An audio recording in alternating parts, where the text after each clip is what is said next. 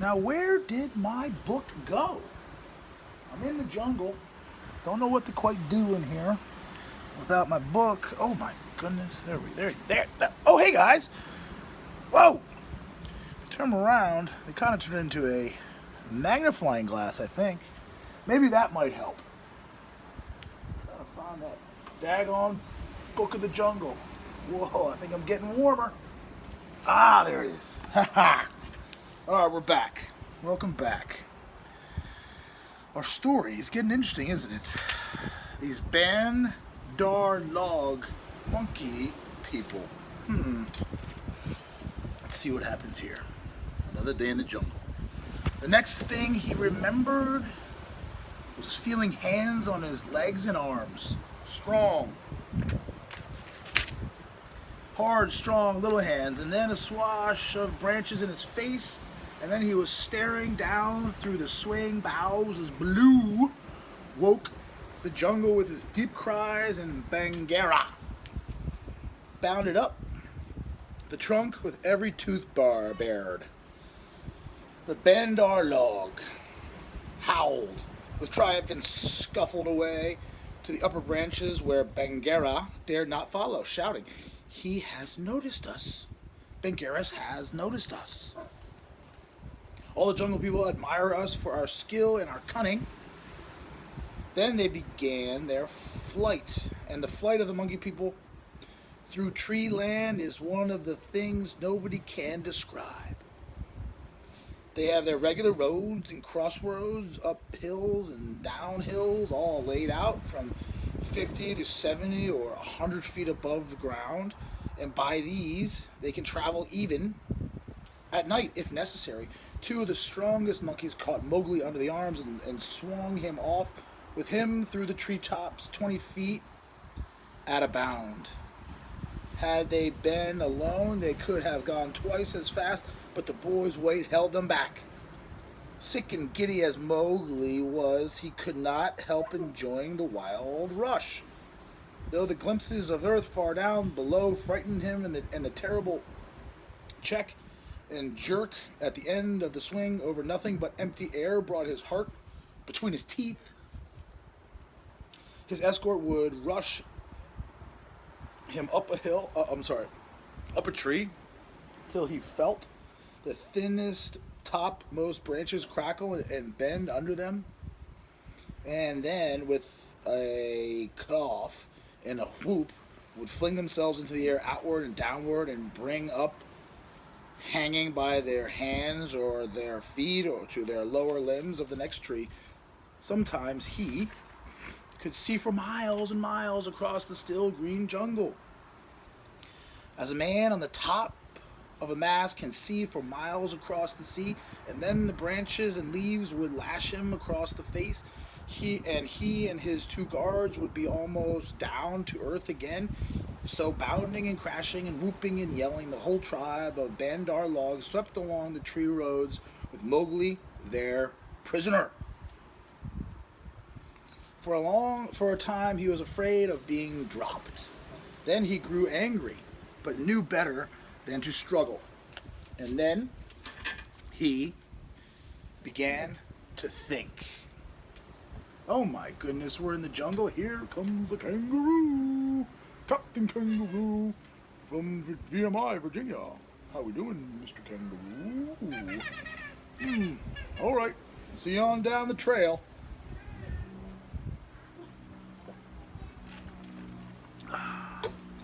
First thing, for the first time, he was afraid of being dropped, and then he grew angry, but knew better than to struggle.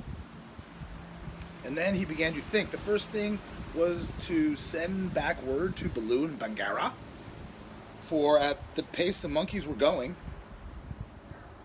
he knew his friends would be left far behind. It was useless to look down, for he could only see the top sides of the branches, so he stared upward and saw far away in the blue Chil the kite, balancing and wheeling as he kept watching over the jungle, waiting for things to die. Chil saw that the monkeys were carrying something and dropped a The few monkey hundred gets yards. the monkey. Oh my gosh, the monkeys! Here's the monkey, was carrying something and dropped and dropped a few hundred yards to find out whether their load was good to eat. He whistled with surprise when he saw Mowgli and dragged up to the treetop and heard him give the kite for a call for, "We be one of one blood, thou and I." The waves of the branches closed over the boy, but Chill bounced away to the next tree, bounced away to the next tree to see the little brown face come up again. "Mark my trail!" Mowgli shouted. "Tell Baloo of the Sinewy Pack and Bangara of the Council Rock." Give me that monkey, Okay, get him. In whose name, brother, Chill had never seen Mowgli before, though of course he had heard him. Oh hey, no. But of course he had heard him. Mowgli the Frog, man cub, they call me, mark my trail. The last words were shrieked as he was being swung through the air. But Chill nodded and rose up till he looked no bigger than a speck of dust, and there he hung, watching with his telescope eyes. The swaying of the treetops as Mowgli's escort whirled along. "They never go far," he said with a chuckle. All my friends. "They never do what they set out to do, always pecking at new things are the Bandar Log." The Bandar Log are the monkey people. "This time, if I have any eyesight, they have pecked down trouble for themselves. For Baloo is no fledgling, and Bagheera can, as I know, kill more than goats." So he rocked on his wings, his feet gathered up on him and waited. Meantime, Baloo and Bagheera were furious with rage and grief. Bagheera climbed as he had never climbed before, but the thin branches broke beneath his weight and he slipped down, his claws full of bark. "Why didst thou not warn the man cub?" he roared to poor Baloo, who had set off at a clumsy trot in the hope of overtaking the monkeys. What was the use of half slaying him with blows if thou didst not warn him? Haste, oh haste, that means to go fast. We may catch them yet," Baloo panted. "At that speed it would not tire a wounded cow, teacher of the law, cub beater. A mile of that rolling to and fro would burst the open still. Sit still and think. Make a plan. This is no time for chasing. They may drop him if we follow too close. Arr-hoo! They may have dropped him already, being tired of carrying him. Who can trust the Bandar Log? Put dead bats on my head. Give me black bones to eat. Roll me into the hives of the wild bees, that I may be stung to death. And bury me with the hyena, for I am the most miserable of bearers. Aroo! How! Oh, Mowgli, why did I not warn thee against the monkey folk? Instead of breaking thy head, now perhaps I may have knocked the day's lesson out of his mind, and he will be alone in the jungle without the master words. Baloo clasped his paws over his ears and rolled to and fro, moaning. At least he gave me all the words correctly. A little time ago, said Bagheera impatiently. Baloo, don't do that. Hey. Baloo, thou hast neither memory nor respect. What would the jungle think if I, the Black Panther, curled himself up like an Ike, the porcupine, and howled? What do I care what the jungle thinks, said Baloo. He may be dead by now. Unless and until they drop him from the branches in sport or kill him out of idleness, I have no fear for the man cub. He is wise and well taught. And above all, he has the eyes that make the jungle people afraid. But it is the great evil. He is in the power of the Bandar-log. And they, because they live in trees, have no fear. And any of our people. Bagheera licked one forepaw thoughtfully. Fool that I am, oh fat, brown, root-digging fool! What that I am, said Baloo, uncoiling himself with a jerk.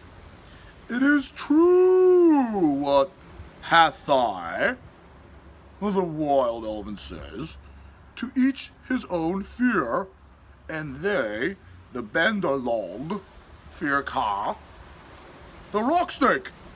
He can climb as well as he can.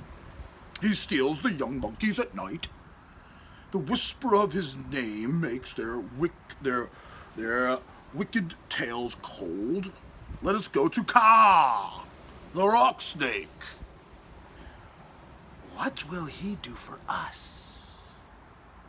He is not of our tribe, being footless and with most evil eyes, said Bagheera. He is very old and very cunning. Above all, he is always hungry, Baloo said hopefully. Promise him many goats. He sleeps for a full month after he has eaten once. He may be asleep now, and even were he awake, what if he would rather kill his own goats? Bagheera, who did not know much about Kaa, was naturally suspicious. Then, in that case, thou and I together, old hunter, might make him see reason. Here, Baloo rubbed his faded brown shoulder against the panther, and they went off to look for Kaa, the rock python. They found him stretched out on a warm ledge in the afternoon sun, admiring his beautiful new coat, for he had been in retirement for the last 10 days, changing his skin. And now he was very splendid, darting his big, blunt-nosed head along the ground and twisting the 30 feet of his body into fantastic knots and curls, and licking his lips as he thought of his dinner to come. He has not eaten, said Baloo, with a grunt of relief as soon as he saw the beautifully molted brown and yellow jacket. Be careful, Bagheera. He is always a little blind after he has changed his skin, and very quick to strike. Kaa was not a poison snake. In fact, he was rather despised the poison snakes as cowards. But his strength lay in his hug. And when he had once lapped his huge coils around anybody, there was no more to be said. Good hunting, cried Baloo, sitting up on his haunches. Like all the snakes of his breed, Kaa was rather deaf and did not hear the call at first. Then he curled up ready for an accident, his head lowered. Good hunting for us all, he answered. Oh, Baloo, what's thou dost do here? Good hunting, Bagheera. One of us, at least, needs food. Is there any news of game afoot? A doe now, or even a young buck. I am as empty as a dried well. We are hunting, said Baloo carelessly. He knew that you must not hurry, Kaa. He is too big. Give me permission to come with you, said Kaa. A blow, more or less, is nothing to thee, Bangara or Baloo, but I have to wait and wait for days in a wood path and climb half a night on the mere chance of a young ape. Psst. The branches are not what they were when I was young. Rotten twigs, dry boughs, they are all. Maybe the Great Wade has something to do with it, with the matter, said Baloo. I am fair length, a fair length, said Kaa with little pride. But for all that, it is the fault of this new-grown timber. I came very near to falling on my last hunt. Very near indeed. And the noise of my slipping, for my tail was not tightly wrapped around the tree, waking the Bandar log, and they calling me the most evils of all names. Footless, yellow earthworm, said Bangara under his whiskers as though he were trying to remember something. Have they all called me that? Said Kaa. Something of that kind it was that they shouted to us last moon, but we never noticed them.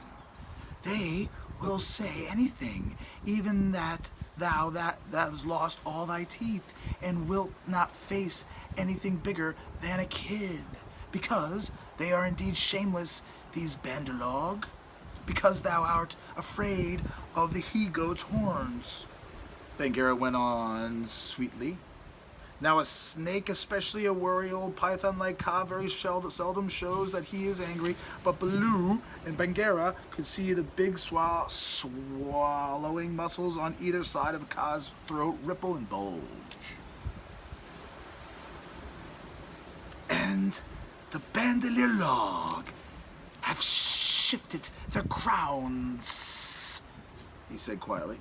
When I came up into the sun today, I heard them whooping among the treetops.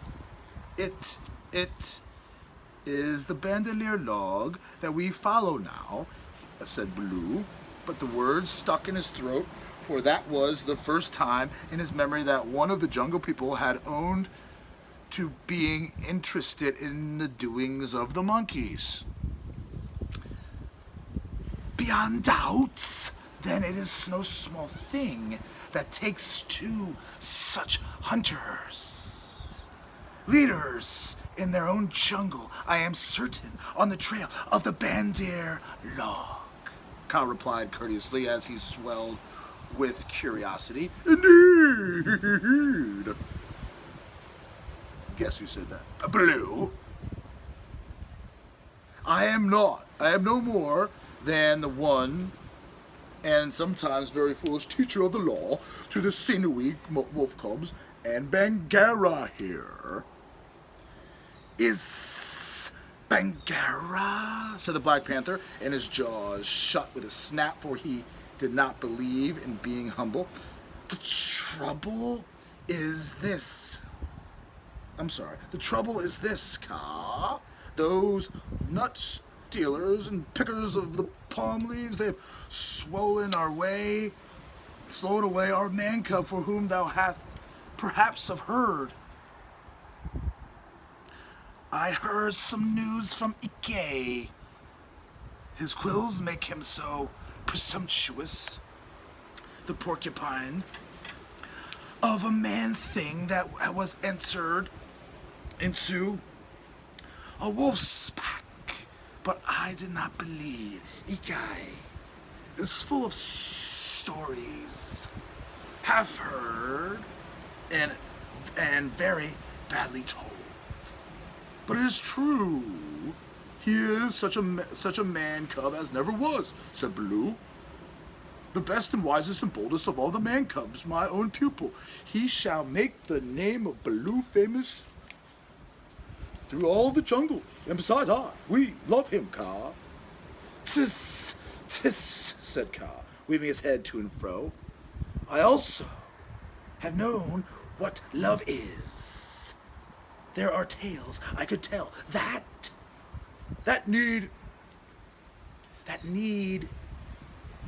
a clear night when we are all well fed to praise properly, said Bagheera quickly. Our man cub is in the hands of the Bagheera log now, and we know that of all the jungle people, they fear Kaa, the snake, alone. They fear me alone. They have good reason to fear me. Chattering, foolish, vain, foolish, and chattering are the monkeys. But a man thing in their hands is in no good luck. They grow tired of the nuts they pick and they throw them down. They carry a branch half a day, meaning to do great things with it, and then they snap it into two. That man thing is not to be envied. They called me also Yellowfish, was it not? Worm, earthworm, said Bagheera, as well as other things which I cannot say now for shame. We must remind them to speak well of their master. We must help their wandering memories now. Whither went they with the cub? The jungle alone knows. Toward the sunset, I believe, said Baloo. We had thought that thou wouldst know, Kaa. The journey continues tomorrow. Put this thing somewhere safe that I can find it. Up there. How about right over here? Right on in there. In the bookshelf. In the palm tree. Until next time, be safe. And don't forget to have fun.